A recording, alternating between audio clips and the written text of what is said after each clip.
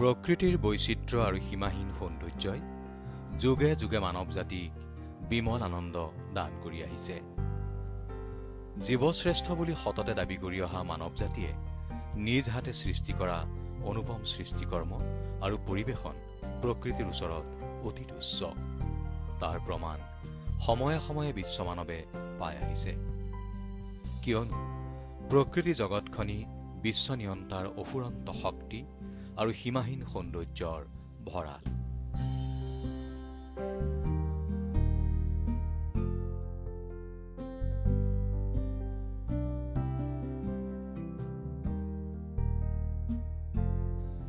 তুমি যদি হৃদয়েৰে প্ৰকৃতিৰ সৈতে সহবাস কৰিব পাৰা, তুমি অনুভৱ কৰিব পাৰিবা তুমিও প্ৰকৃতিৰ অংগ।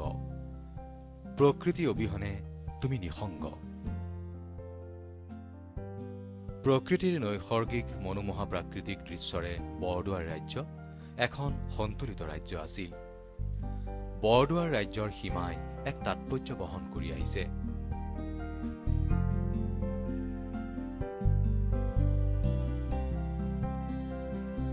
শাৰী শাৰী চেগুন আৰু শালগছেৰে পৰিবেষ্টিত সীমান্তৱৰ্তী কাবাচিং আৰু বাকাইচাং পাহাৰৰ দৃশ্য আছিল অতি মনোমোহা। অৱশ্যে 1897 চনৰ ভূমিকম্পত বাকাইচাং আৰু ইয়াৰ সংলগ্ন 5খন পাহাৰ ডুব গৈ মনোমোহা চান্দুবি বিলৰ সৃষ্টি হৈছে।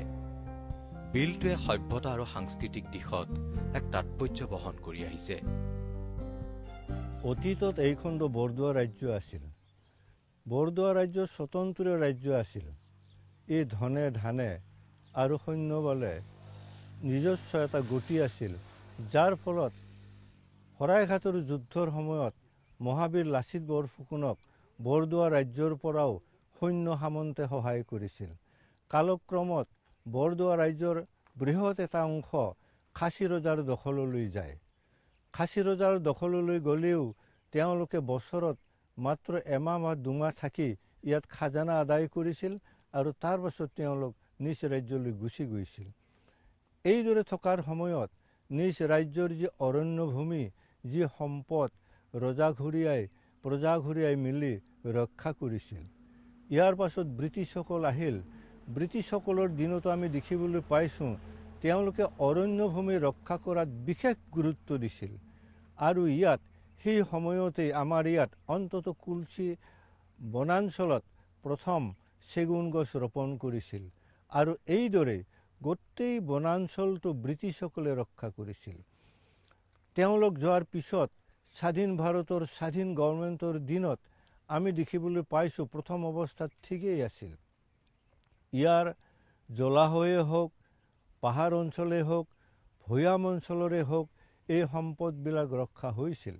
আৰু ইয়াৰ চাৰিওফালে থকা চান্দুবিৰ চাৰিওফালে থকা যিটো অঞ্চল, এই অঞ্চলবিলাকত অন্তত পাহাৰ অঞ্চলত আৰু হাবি বননিত বিভিন্ন ধৰণৰ গছ গছনি অতীতত আছিল, আজিও বহুতো আছে। কেৱল মূল্যৱান গছ গছনিয়ে নহয়, ইয়াত ঔষধি বহু গছ গছনিও আছিল। প্ৰকৃতিৰ কোলাত অজস্ৰ মনোমুগ্ধকৰ পৰিৱেশ আছে আৰু তেনে পৰিৱেশসমূহে মানৱ জাতিক চিৰকাল ৰূপ সোধা পাণ কৰাবলৈ প্ৰকৃতিয়ে হাত বাউলি মাতি আছে। য'ত গছেও কথা কয়, যাৰ গভীৰ জলৰাশিৰ নীলাত লুকাই আছে ৰহস্যময় মাদকতা। নীৰৱতাৰ আবিৰ্ভেদী য'ত প্ৰতিপল ভাহি আহে অপূৰ্ব সুৰৰ মূৰ্ছনা। বিনন্দীয়া প্ৰকৃতিৰ অপাৰ্থিব ভালপোৱা, সেউজীয়া আৱেশ আৰু গভীৰ জলৰাশিৰে ইতিহাস তথা অলেখ কিংবদন্তি বুকুচাত কঢ়িয়াই গুৱাহাটী মহানগৰীৰ পৰা প্ৰায় 60 কিলোমিটাৰ নিলগত দক্ষিণ পশ্চিমত তথা দক্ষিণ কামৰূপৰ মিৰ্জাৰ পৰা প্ৰায় 30 কিলোমিটাৰ দূৰত্বত ৰাভা হাছঙৰ অন্তৰ্গত অসম মেঘালয় সীমান্তত উজলি আছে হেঁপাহৰ চান্দুবি। আমাৰ এই অঞ্চলত চান্দুবি এটা সম্পদ। ইয়াৰ প্ৰাকৃতিকেই হওক বা ইয়াৰ উদ্ভিদেই হওক বা তাৰ যিটো মাছ কাছ সমন্বিত জৈৱ বৈচিত্ৰ্যই হওক, ইয়াৰ এটা গুৰুত্ব আছে আৰু মূল্য আছে। আমি দেখিবলৈ পাইছোঁ চানডুবিৰ চাৰিওফালে থকা এই অঞ্চলসমূহ বিলটকে ধৰি এটা গুৰুত্ব আহি পৰিছে 1910 চনত যেতিয়া ৰাভা ছাত্ৰ সন্থাই চানডুবি উৎসৱৰ আৰম্ভ কৰে। তেতিয়াৰ পৰা ইয়াক ৰজাঘৰ আৰু প্ৰজাঘৰে দৃষ্টি দিবলৈ আৰম্ভ কৰিছে।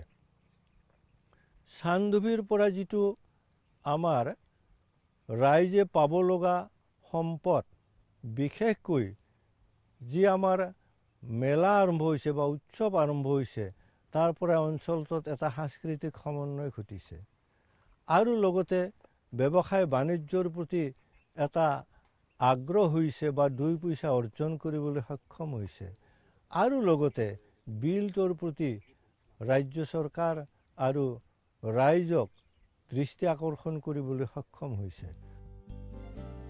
চানডুবি অঞ্চল এক অতি সম্ভাৱনাপূৰ্ণ জৈৱ বৈচিত্ৰ্যৰে ভৰপূৰ অঞ্চল।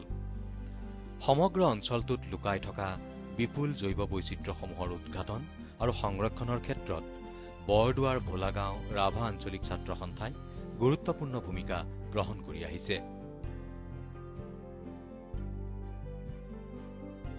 আমাৰ যি চানডুবি বিলখনক কেন্দ্ৰ কৰি তাত বহুকেইখন পাহাৰ লগ লাগি আছে। সেই পাহাৰখিনিত গোটেই অঞ্চলটোত যিখিনি প্ৰকৃতিৰ মাজত আমাৰ জীৱকুল আছে, এই ক্ষেত্ৰত আমি চানডুবি বিলৰ আশে পাশে থকা যিখিনি বননি আছে, এই বননিখিনিক আমি সামাজিক সংগঠন হিচাপে যিহেতু আমি নিজেই চানডুবি উৎসৱ উদযাপন কৰি আহিছোঁ, এই চানডুবি উৎসৱ উদযাপনৰ কেন্দ্ৰ কৰি আমি যদি সেই চানডুবিৰ আশে পাশে থকা পৰ্বতখিনি বা বননিখিনি, বন জংঘলখিনিক আমি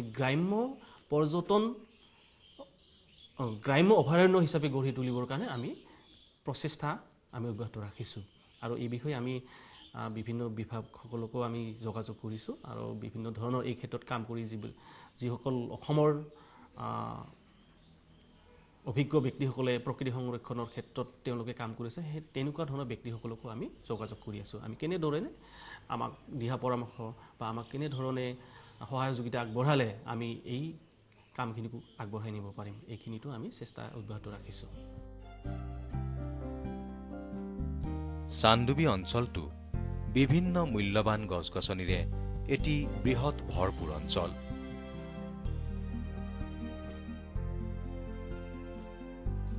বৰ্তমান সময়ত আমি বন সংৰক্ষণৰ ওপৰত অধিক মনোনিৱেশ কৰিব লাগিব।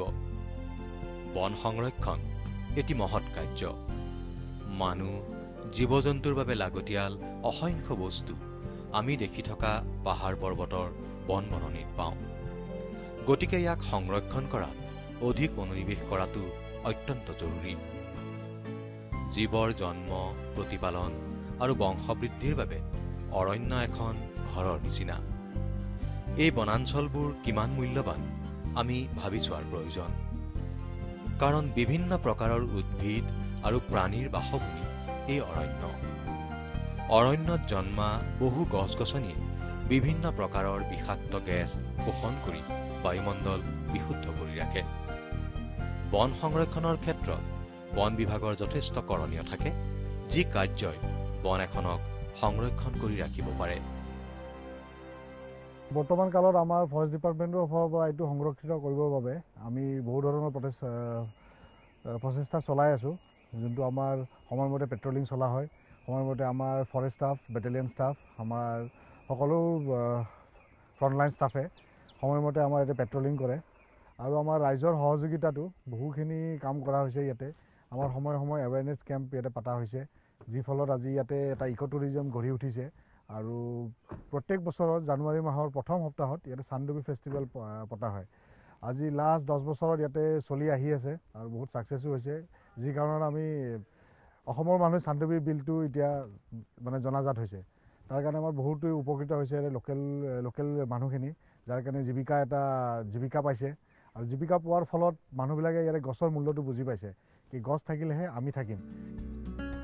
চানডুবি বিলক জীয়াই ৰাখিবলৈ হ'লে আৰু ইয়াৰ অতীতৰ জৈৱ বৈচিত্ৰ্যৰ আনন্দময় সুন্দৰ আৱাসস্থলী পুনৰ সঞ্জীৱিত কৰিবলৈ হ'লে ইয়াৰ আশে পাশে থকা উদ্ভিদসমূহ সংৰক্ষণ কৰিব লাগিব।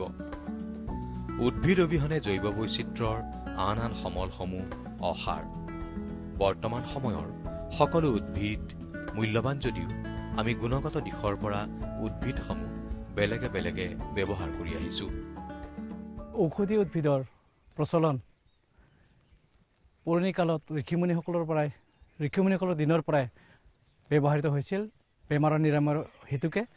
গতিকে আমাৰ এই চান্দুবি অঞ্চলৰ জনজাতিসকলেও অতীজৰে পৰা ঔষধি উদ্ভিদৰ ব্যৱহাৰ কৰি আহিছে।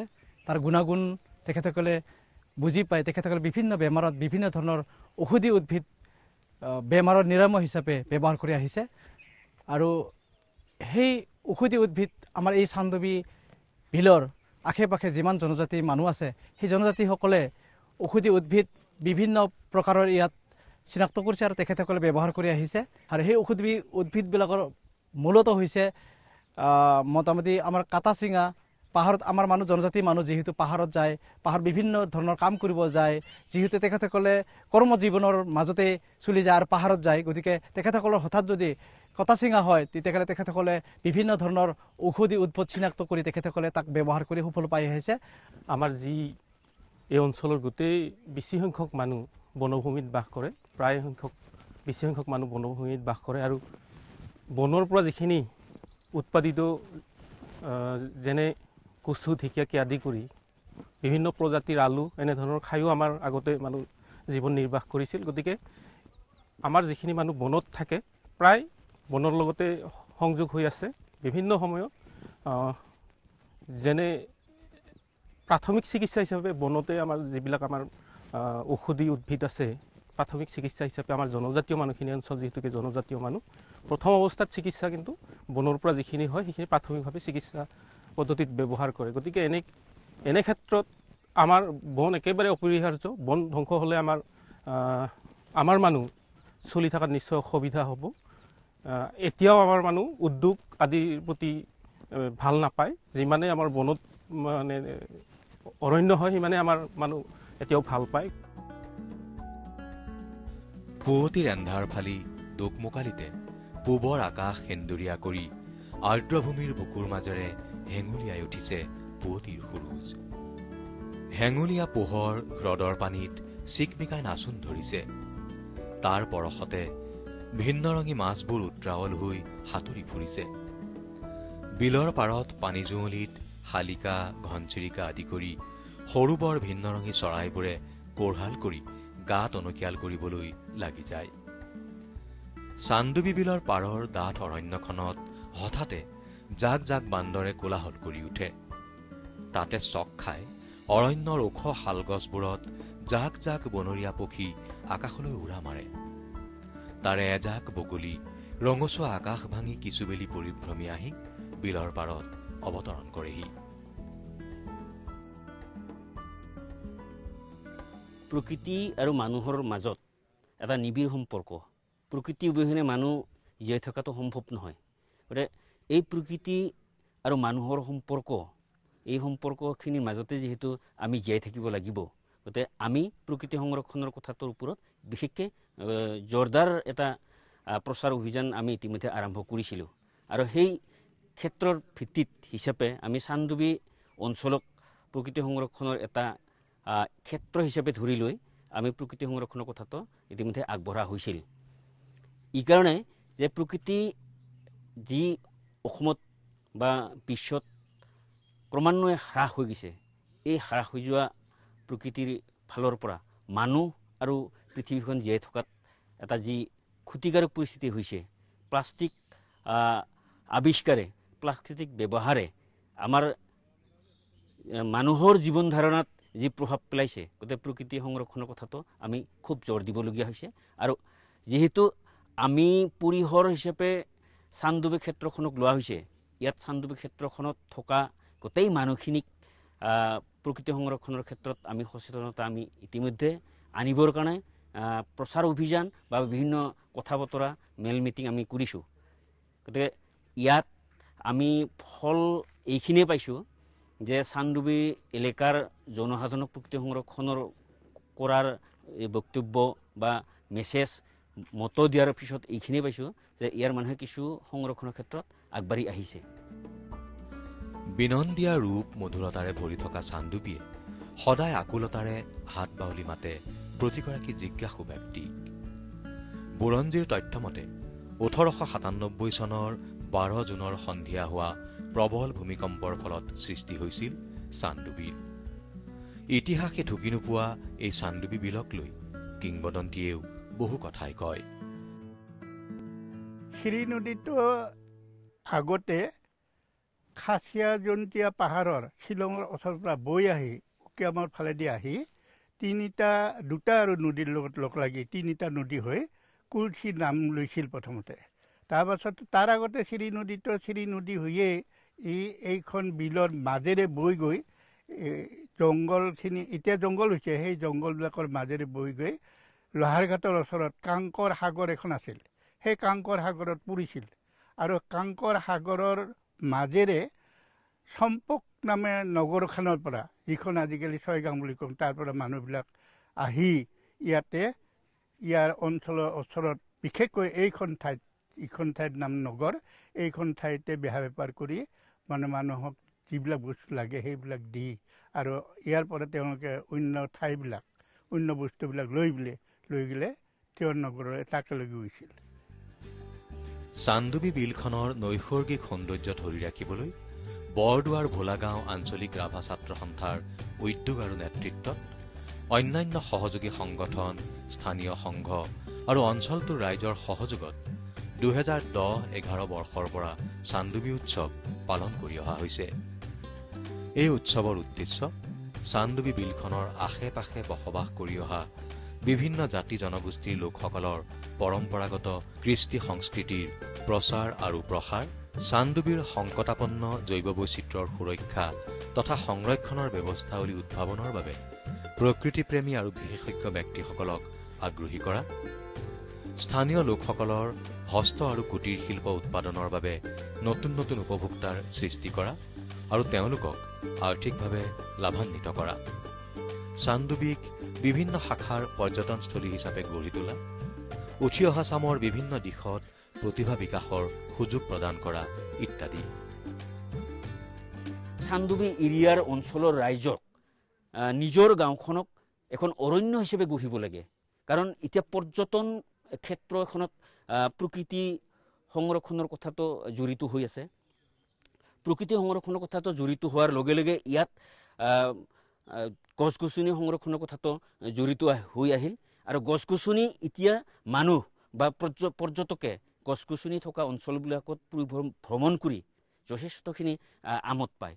গতিকে মহানগৰৰ যান্ত্ৰিকতাৰ বিপৰীতে এখন সুন্দৰ প্ৰাকৃতিক পৰিৱেশত এসাঁজ খোৱা, এদিন থকা, এটা সপ্তাহ ঘূৰি যোৱা, এই কথাখিনি কৰি আজিৰ মানুহে কৰে। গতিকে প্ৰকৃতি সংৰক্ষণৰ ক্ষেত্ৰত আমি এইকাৰণে জোৰ দিব লাগে, পৰ্যটন উদ্যোগটো প্ৰকৃতিৰ লগত এতিয়া জড়িত হৈ আছে। প্ৰকৃতিৰ লগত যিহেতু পৰ্যটন উদ্যোগটো জড়িত হৈ আছে, গতিকে গাঁৱত গছ গছনি ৰুব লাগে, পৰিকল্পিতভাৱে ৰুব লাগে। গাঁওখনৰ প্ৰকৃতি সংৰক্ষণো হ'ল, পৰ্যটনো বঢ়িল, পৰ্যটন বঢ়াৰ লগে পৰ্যটকৰ যোগেদি আমি জীৱিকাৰ সন্ধান নিশ্চয় পাব পাৰোঁ। আজি চান্দুবিত নৌকা বিহাৰৰ পৰ্যটন গঢ়ি উঠিছে। নৌকা বিহাৰৰ যোগেদি চান্দুবিৰ 80টা পৰিয়াল আজি জীৱিকাৰ ক্ষেত্ৰত অসুবিধা বিশেষ হোৱা নাই।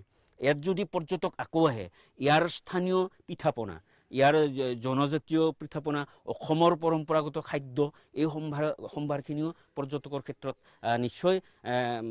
পৰ্যটকে নিশ্চয় সেইখিনি গ্ৰহণ কৰিব। চান্দুবি উৎসৱৰ দিনকেইটাত বিভিন্ন জাতি জনগোষ্ঠীৰ পৰম্পৰাগত নৃত্য গীত অহৰহভাৱে প্ৰদৰ্শিত হৈ থাকে। চান্দুবি উৎসৱত পৰম্পৰাগত নৃত্য গীতৰ উপৰিও নৌকা বিহাৰ, থলুৱা খাদ্যৰ বিপণী, পৰম্পৰাগত সাজপাৰৰ বিপণী আদিয়ে উৎসৱস্থলী ৰজনজনাই থাকে। চান্দুবি উৎসৱৰ আন এটা লক্ষ্য আছিল এনে এটা পৰ্যটন গঢ়ি তোলা য'ত সাধাৰণ মানুহখিনিয়েও অংশগ্ৰহণ কৰিব পাৰে আৰু তাৰ পৰা তেওঁলোকৰ আৰ্থিক উপাৰ্জন হয় আৰু লগতে চান্দুবিৰ জৈৱ বৈচিত্ৰ্যও সংৰক্ষিত হয়। চান্দুবি উৎসৱে চান্দুবি অঞ্চলক অধিক সুন্দৰকৈ বিশ্ববাসীৰ আগত তুলি ধৰক আৰু ইয়াৰ মাধ্যমতে অঞ্চলটোৰ আৰ্থ সামাজিক অগ্ৰগতিৰ লগতে জৈৱ বৈচিত্ৰ্যসমূহৰ উদ্ঘাটন আৰু সংৰক্ষণ হওক।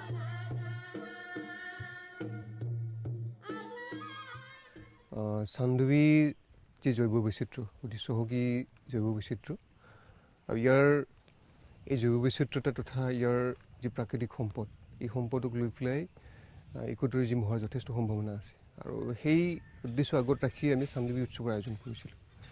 আৰু উৎসৱৰ মূল লক্ষ্য আছিলে ইয়াত যিখিনি সম্পদ আছে প্ৰাকৃতিক সম্পদ আছে বা চান্দুবীৰ আশে পাশে থকা নিগোষ্ঠীয় যি কৃষ্টি সংস্কৃতিৰ লোকাচাৰ আছে সেই ভিত্তিতে আমি ইয়াত ইক'টুৰিজিম গঢ়ি তুলিব পাৰোঁ আৰু যাৰ দ্বাৰা স্থানীয়ভাৱে যুৱক যুৱতী তথা তাৰ জনসাধাৰণ জড়িত হৈ তেখেতসকলৰ স্বনিয়োজনৰ বাট মুকলি কৰিব পাৰে।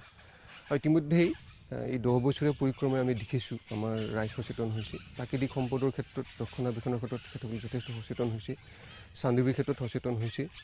ইতিমধ্যেই ইয়াত এটা ইক'টুৰিজিমৰ পৰিৱেশ গঢ়ি উঠিছে আৰু লাহে লাহে মানুহবিলাক ইয়াত জড়িত হৈ পৰিছে। ইক'টুৰিজিমৰ লগত ইয়াৰ প্ৰকৃতি, ইয়াৰ মানুহ, চৰাই চিৰিকটি আমি সকলো জড়িত হৈ আছোঁ। কাজেই ইয়াত থকা চৰাই জন্তু বা মানুহখিনি যিখিনি কৃষ্টি সংস্কৃতি সেইখিনি লৈ পেলাই সেইখিনি সম্পদ হিচাপে লৈ পেলাই আমাৰ ইক'টুৰিজিমটো আগবাঢ়িছে আৰু ভৱিষ্যতলৈ নিশ্চিতভাৱে আমাৰ যিখিনি সম্পদ আছে সেইখিনি সম্পদ লৈ পেলাই আমাৰ ইক'টুৰিজিমটো আগবাঢ়ি থাকিব। আমাৰ ৰাভা ছাত্ৰ সন্থাই হওক বা চান্দুবী উৎসৱ উদযাপন সমিতিয়ে হওক তেখেতসকলে 10 বছৰ ধৰি এই ক্ষেত্ৰত কাম কৰি আহিছে আৰু আগলৈও যেতিয়ালৈকে আমি ইয়াক উদ্যোগলৈ ৰূপান্তৰিত কৰিব নোৱাৰিম, অৰ্থাৎ ইয়াত জনসাধাৰণ জড়িত হৈ স্বনিয়োজনৰ বাট তেখেতসকলে যাতে মুকলি কৰিব পাৰে সেই ব্যৱস্থাটো আমাৰ মাজত আছে। আৰু এতিয়া লাহে লাহে নৌকা বিহাৰ হওক বা খাদ্য সম্ভাৰ হওক, সাজ পোছাক হওক বা আমাৰ হাতৰ কামৰ মাজেৰে বাঁহ বেতৰ শিল্পৰ দ্বাৰা তেখেতসকলে স্বনিয়োজন লাভ কৰিছে। তো আমি আশা কৰিছোঁ এই বিষয়টো ইক'টুৰিজিমৰ যিটো বিষয় এই বিষয়টো এইদৰে আগবাঢ়ি থাকিব। চান্দুবী বিলৰ সিটোপাৰৰ দাঁতিৰ পৰাই আৰম্ভ হৈছে প্ৰায় 20টা পৰিয়ালৰে উজলি থকা ৰাভা জনগোষ্ঠীৰ মনোমোহা গাঁও জৰামুখুৰীয়া। জৰামুখুৰীয়া গাঁৱৰ মানুহৰ দৈনন্দিন জীৱন বৃত্তান্ত পাৰম্পৰিক খেতি বাতি, পাৰম্পৰিক তাঁত শিল্প তথা পাৰম্পৰিক অৰণ্য সংৰক্ষণ। দৈনন্দিন জীৱনধাৰাৰ লগত প্ৰকৃতিৰ সৈতে কেনেদৰে খাপ খুৱাই তথা প্ৰকৃতিৰ সৈতে একাত্ম হৈ কিদৰে ইয়াৰ সংৰক্ষণ কৰি কৃত্ৰিম জনজীৱনৰ পৰা দূৰৈৰ এক সঁচা অৰ্থত জীৱন গঢ়িব পাৰি তাকেই প্ৰতিফলিত কৰে এই গাঁওখনে। আৰু ই যেন সকলোৰে বাবে হ'ব পাৰে আদৰ্শ।